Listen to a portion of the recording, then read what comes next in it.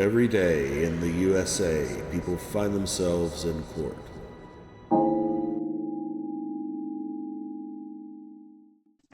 Court does call the case of People State of Michigan versus Peter Heenan. Nicole, you on behalf of the people. Right here. Nope. So, other side. There you go. Short counsel.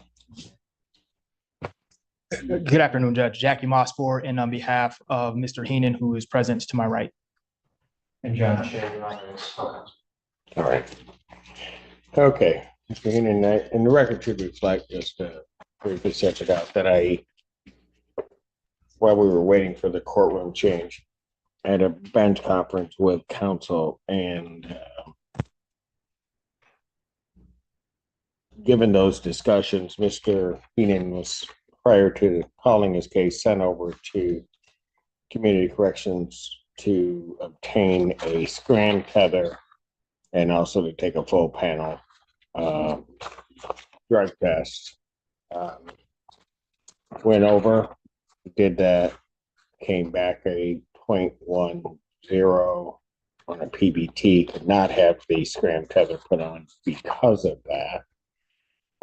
And also came back in terms of his drug testing with a possible dilution in terms of the creatinine level.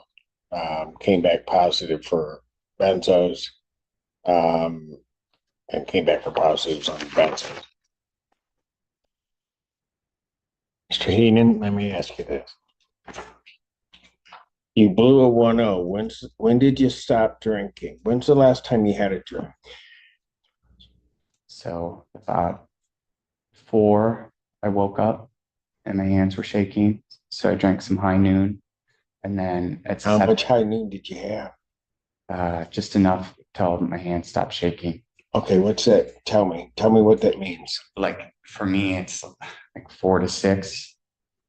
And then at 7 this morning, when the liquor stores open, I had a DoorDash delivery of more high noon.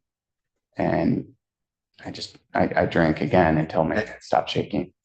And how much did you have that time? Your Honor, honestly, I just kept drinking until my hands stopped shaking. It was a 4-pack. Okay, it was a 4-pack. High noon comes in 4-pack. Right. And so did you drink them all? Oh yeah, Okay. And how long did that take you? I chugged. Okay, so that DoorDash delivery at 7, that was the last you had? Yes, and my hands were shaking, so I've got a bunch of empties, and I this is how desperate I was. I would pick up all the empties on my table and see if there were sips. And there was one that was like that full, and I chugged that as well. Do you think you're in trouble? I mean, just not with the court. I'm not talking about with the court, but just with you and your sobriety. I do. I have 16 years of sobriety. So I know I can do it. I'm just having a hard time right now with this divorce and losing the kids. And just life is hard right now. I had to resign my job I loved. It's just been a rough. Okay, so right now you're also not working. I had to resign to go to treatment. I'm just going to let you know that you're going to be staying at the Washington County Jail, temporarily revoke your bond. Okay. And I'm not doing that necessarily as a punishment, but I have no way to release you and keep the community nor you safe. At this time, the bond is revoked. Let's reset it tomorrow. Thank you.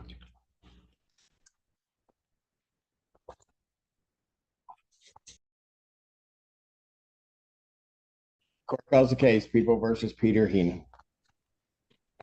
Prosecuting attorney, on behalf of the people.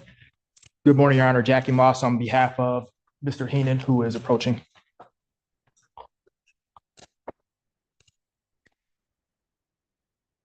All right. How are you doing, Mr. Heenan? Doing okay, Your Honor. Okay. Where are we on this? Did we get any update on Bear River? Your Honor, in regards to, pardon me, in regards to Bear River, yes, the update is Bear River can have Mr. Heenan admitted within 24 to 48 hours. However, they would require the referral from CMH. That was not able to take place yesterday because CMH said they required an order from Your Honor before. For CMH to Where evaluate they, him. yes, Here's what I'm gonna do. And you're not gonna like it, Mr. Heenan, but I'm making the call. You're not going anywhere. I'll sign the order. He'll get assessed on Friday. And we're gonna get you up to Bear River and start this process. Mr. Heenan, how'd you get here yesterday? I drove, Your Honor. Yeah. And I'm letting you know that that factors into my decision because, Mr. Heenan,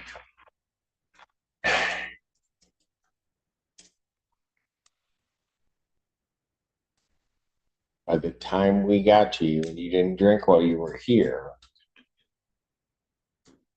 you were a 0.10.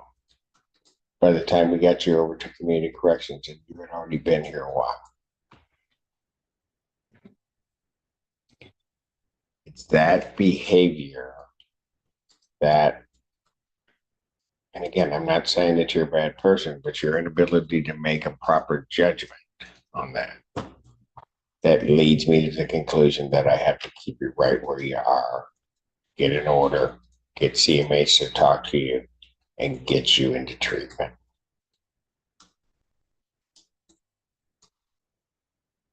Court does call the case, People versus Peter Heenan. Bless you. Jessica Blanche. And may it please this honorable court, Michael Nichols on behalf of Mr. Heenan. Thanks. I have quite a few things going on. Yes. Mr. Heenan, how are you, sir? State your name. All right. Okay, where are we now on this? Your Honor, I picked him up at U of M about 2:15 Today? today. Okay. I took him to his apartment so he could pack a bag. Had my eyes on him the whole time. Yes, sir. And you know what? You don't know me, Your Honor, neither does Miss Blanche. My plan today was to be at Comerica Park watching Terry Google pitch. And I thought about it. I said, how many times do you get to see that? But how many times do you get to try to save a life? That's it. And that's what we're doing. Right? Okay, so here's what I want. I'm not gonna lock you up. Right? I don't want to do it. I'm not gonna. You're to get enrolled, get yourself in a bed, and I want you there by tomorrow. Got it? So one thing that you learn about me, Mr. Heenan, and anybody will tell you this, if I give you my word, I'm gonna walk that walk with you, do what I can. Some things I can't do, but if I say I'm gonna do that, I'm gonna do it. If nothing else, I'm a man of my word. Because every day, Mr. Heenan, I wake up and I just hope that I get to see a miracle. Sometimes you don't even know a miracle when you see it. But what you've been on for the past couple weeks, the very fact that you walked through those doors, that's my miracle for today. I'll get it done. All right. And we'll look for the updates. Okay, you're welcome. Court calls the case of the People versus Peter Heenan. Jessica Blanche, come here, people. May it please the court, Michael Nichols on behalf of Mr. Heenan by Zoom. All right. And Mr. Heenan, can you state your name? Peter Heenan. All right. Okay, what do we wish to do today? Your Honor, you last week set this for a review probably to make sure that Peter got into Sanford Behavioral Health, which he did. And he's wrapping up his first week there. How long is you expected to be there? Peter, have they given you a discharge date? They have not. They have not as of yet. Okay. And Mr. Heenan, how's it going for you there? It's going very well, Your Honor. I appreciate the opportunity. All right. Why don't I do this? It's going to be at least, why don't I adjourn it out to October 31st? And then we can go from there. That's called the case of the people of the state of Michigan versus Peter Heenan.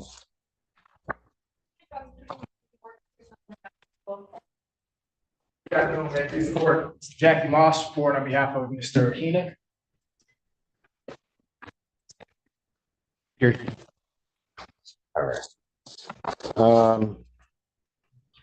First of all, thank you, counsel. We had sent an email because I had actually issued the bench warrant based upon the previous history as well as. Have you received a copy of the report, sir? Yes, I have, Your Honor. All right. All right. So, Mr. Heenan, guys, what's going on? So, Your Honor is obviously aware of the alleged bond violation. We would, first thing, there is a preliminary examination for the underlying charge, I believe, scheduled for the 31st. For this case? Yes. Yes. Okay. That being, Well, no, that's another probable cause we set. that's a P. I don't have a prelim set on this at all. Because we were just trying to. Got it. Work. That makes sense. With that existing court date in mind, Your Honor, what we would like to do today is request a hearing on the bond violation, and I'd ask that Mr. Heenan's bond be continued. I don't have any problem with the hearing. Is there anything from the people? Go. I think his bond needs to be revoked at this time. I think we have had multiple violations. We've tried a softer touch and it's not been successful. I'm concerned at this point. If I may, Your Honor, Yes, I would like to apprise the court of what Mr. Heenan has informed me of. He has enrolled in a sober living facility, a sober living program. As a part of that program, there is a therapeutic assistant that would come into Mr. Heenan's home and be with him, monitoring him 24/7. Mr. Heenan enrolled in those services yesterday. He could give you the details, but I would say I know he spent a great expense to enroll in this program, Your Honor.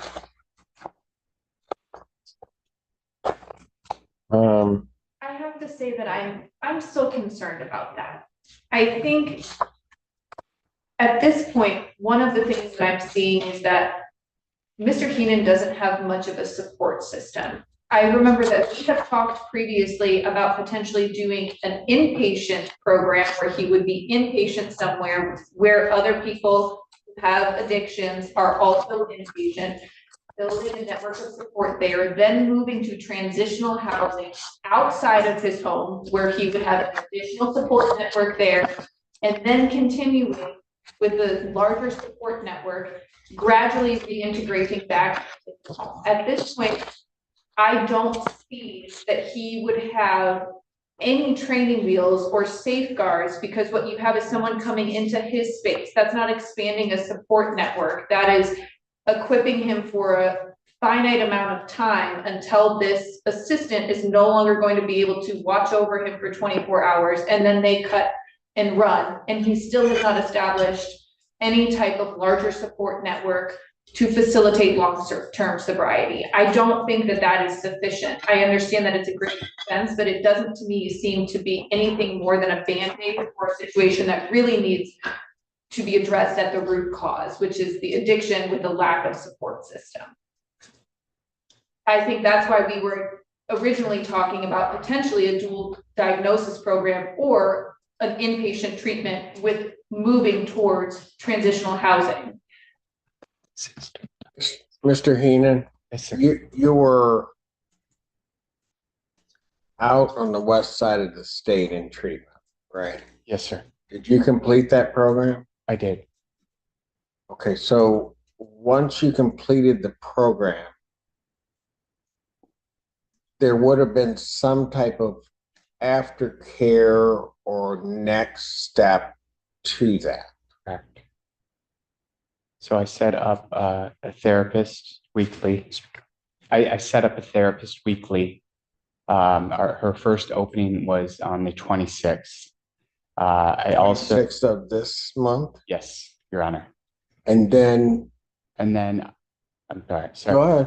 ahead. I called the University of Michigan Addiction Treatment Program and asked to be enrolled in the early recovery group. I also know with the sober companion, it is required to go to AA each evening. So there is fellowship, like a home group. Right, but I guess what I'm getting at is this. It was, what was it, Sanford House or something like that? Yes, sir.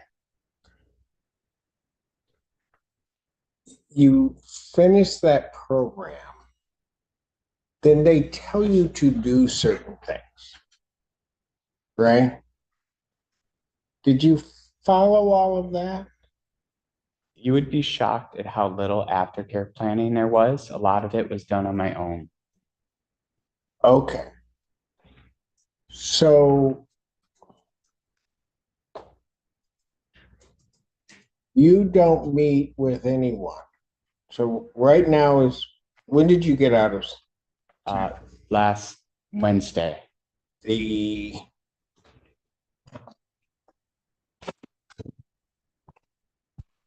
sixteenth? Yes, Your Honor. And then there's no therapy, no anything until the 26th. That was her first opening. No, that's fine. But so here's the problem, and I'm not making necessarily any presumption about where the hearing's going to go on this or what finding I'd make. You have between the 17th when you get out or the 16th. And even as we sit here today, there's nothing in place to hold you up and to help you maintain your spread. Right? With respect, this would start today. What would start today? The sober living coach. Okay. There's also I tried. I'm sorry. No, go ahead. I'm listening. Correct. Except for AA. And I took the easier path. I did Zoom. Pardon? I took the easier path. I did AA. Why'd you do that? Because it was easier for AA. It was a easy way out. Yeah. So I could check the box, but not in person is where I benefit. If you know that, Mr. Heenan, why'd you do it that way?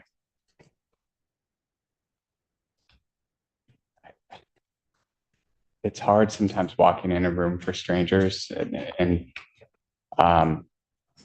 as an introvert, sometimes I have a hard time sharing. Like I said, I just took the easier way out.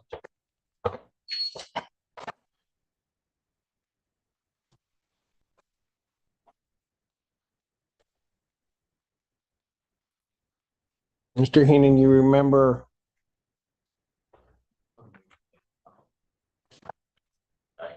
what I said to you before. And that is, I didn't want to lose you. Yes, Your Honor. Remember that? Yes, Your Honor.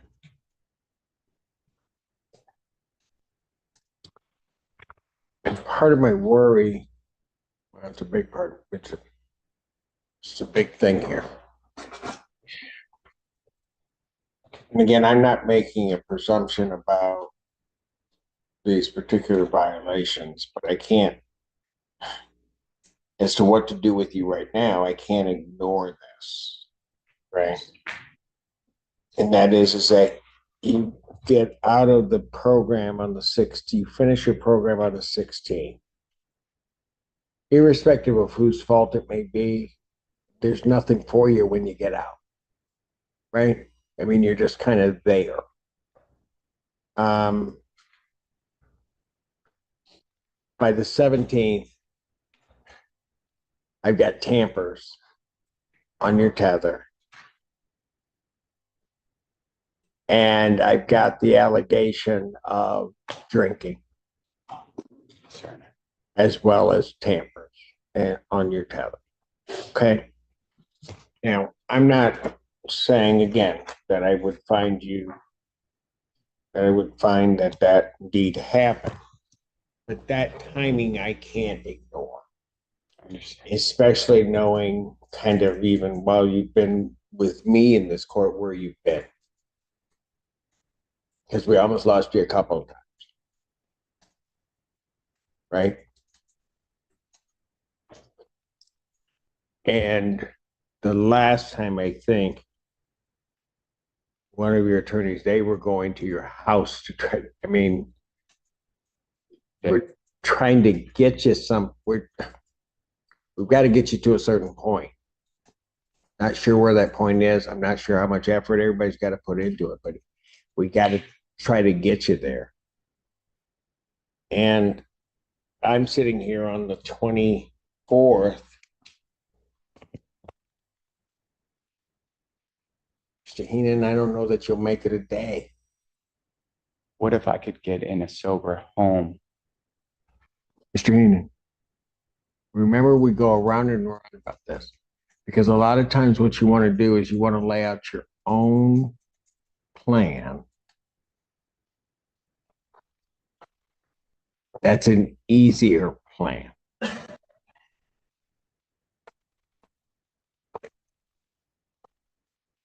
You know what I'm talking about, right? I do.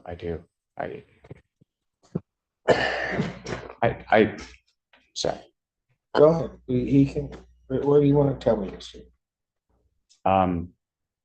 Treatment and sober homes are awful for me. They're humiliating. Jail is the hardest. But I know I need it. I know I need one of the options to save my life.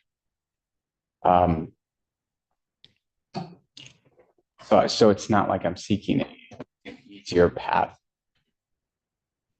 It's more, I know it can save my life outside of going back to jail.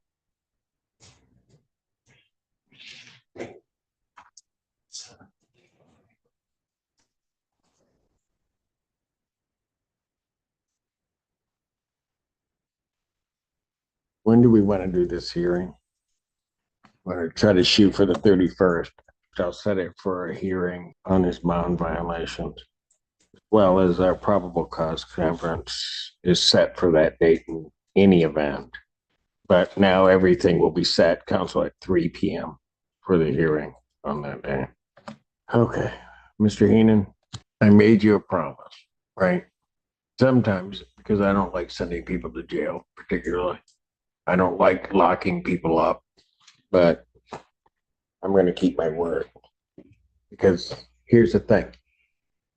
If I let you walk out of here, and there is going to come a point where I don't know that we get you back.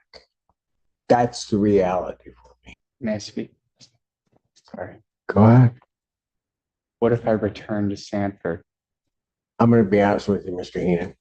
And you said it yourself. You actually gave us the warning. We just have to, I think, probably listen better. When you pick your own direction, you're taking the easy way. Or anywhere? When you pick your direction, you're taking the easy route. And you know it. And that's okay, because you told us all that. I mean, it's not like you were hiding it. And you even just told us today. If it's hard, you don't do it. I'm not saying it's any different than anybody else. Sometimes we just don't do the hard stuff. So I'm not being critical of that. But what I'm saying is, here's what I know. When you get to choose, it's not going to be successful.